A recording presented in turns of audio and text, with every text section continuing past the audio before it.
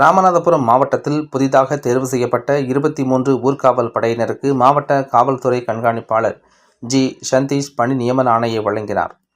ராமநாதபுரம் மாவட்டத்தில் காவல்துறையினருடன் பணியிணைந்து பணியாற்றும் வகையில் ஒரு திருநங்கை உள்ளிட்ட 23 பேர் ஊர்காவல்படை தேர்வுக்கு தேர்வு செய்யப்பட்டனர். இவர்களுக்கான பணி நியமன ஆணை வழங்கும் நிகழ்ச்சி மாவட்ட காவல்துறை கண்காணிப்பாளர் அலுவலகத்தில் நடைபெற்றது. இதில் மாவட்ட காவல்துறை கண்காணிப்பாளர் ஜி. சந்தீஷ் தேர்வு செய்யப்பட்ட திருநங்கை உள்ளிட்ட 23 பேருக்கு பணி ஆணையை வழங்கினார்.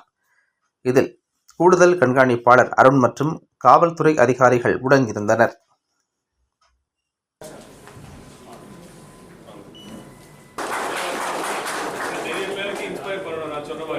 உங்களுக்கு பார்த்து நிறைய பேர் ஒர்க் பண்ணணும். சரியா? உங்க பேர் சொல்லுங்க.